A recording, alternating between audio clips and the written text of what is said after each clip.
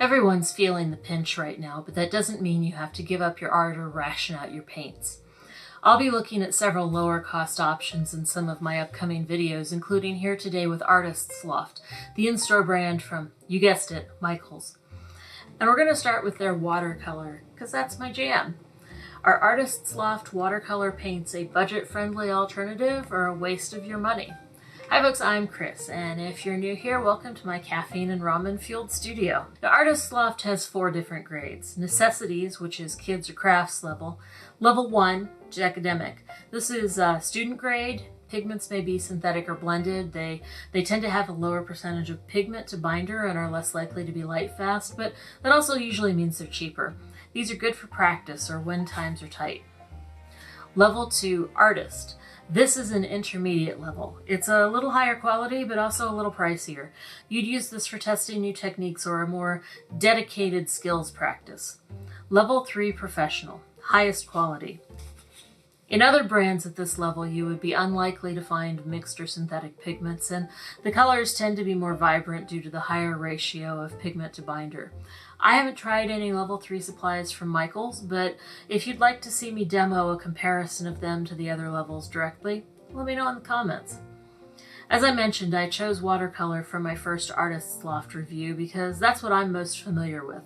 These paints are level 1. For watercolors, they only seem to have level 1 in necessities, so these are the highest tier of Artist Loft watercolor. I like the way these are packaged. I can see right away the colors on the outside of the tube without looking for the color name, and everything goes back together easily for storage. The plastic box does look kind of flimsy, but it's actually pretty sturdy and it holds its shape very well. And the divots in the tray are wide enough that you don't have to fight with the tubes to fit them back together, which is surprisingly uncommon. And I like this selection of colors. We have China White, Lemon Yellow, Cadmium Red, Permanent Pink, Alizarin Crimson, Ultramarine Blue, Cobalt Blue, Sap Green, Yellow Ochre, Burnt Sienna, Burnt Umber, and Ivory Black. If I was going to put together a list of 12 basic colors for someone starting fresh, this would be it. Importantly, it contains both warm and cool reds and yellows. It's really hard to mix up a warm color if you only have a cool red and vice versa, so having both means you can create almost any color you'll need. Some people swear by ultramarine and burnt sienna as necessary for a starter set, and both of those are included here as well. Let's get swatching. I will lay in some colors directly, and then I will also add it to a flood so you can see how it diffuses.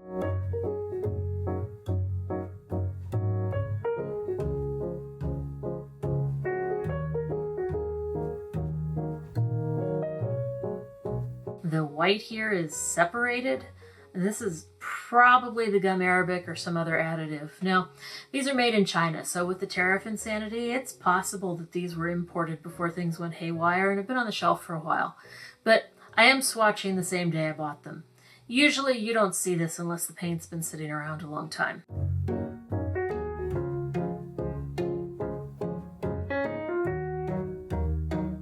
Now, these have an unpleasant metallic smell. I thought at first it might be the tubes, but it's coming from the paint, or not exactly metallic. It's hard to describe. It reminds me of something from the garden center, like, I don't know, liquid fertilizer or something. It's sharp. They do say they're non-toxic, but man. Cobalt is my favorite blue, so I'm happy to see it included here, but I should note that when it says cobalt hue like this, it's just ultramarine and white blended.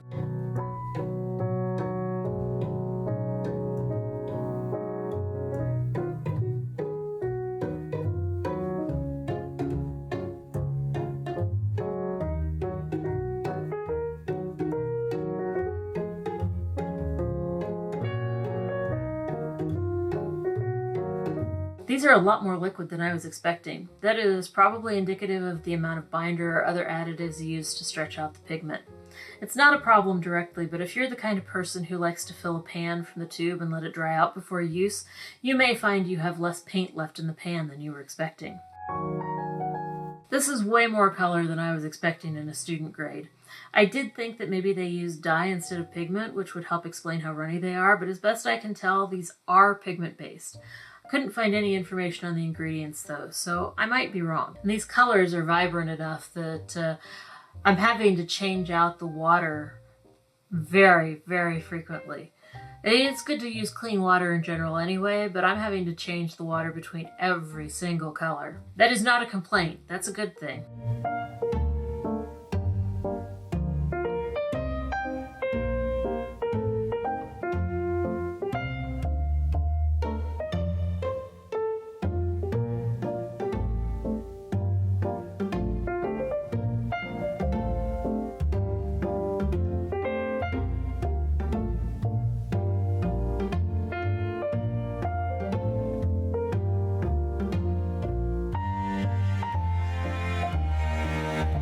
Next, I'll try blending. I like to use blue and yellow for blending tests to see what kind of greens I get because most sets have those, so they make a good comparison across different brands. I will blend it on the page and then in a flood and then by mixing it on a palette.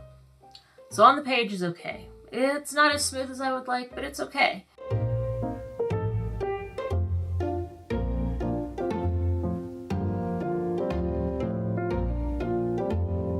The flood doesn't seem to have mixed at all. It's almost like they repel each other.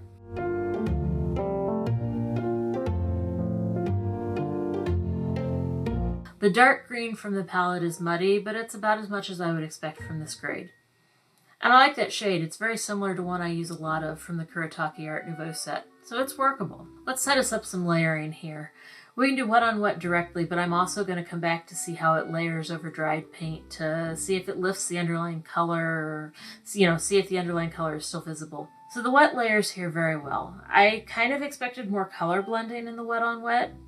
Fast forward slightly to show the wet over dry, and wow, there is no lifting here. That underlayer is fully distinct. That's some good transparency. Next, I'll test how it fares with other media, both over and under. I'll show you the whole process on screen here so you can see how a light and a dark color work with other media. I'm using pencils, colored pencils, watercolor pencils, waterproof ink, chalk, Copics, other markers, and oil pastels.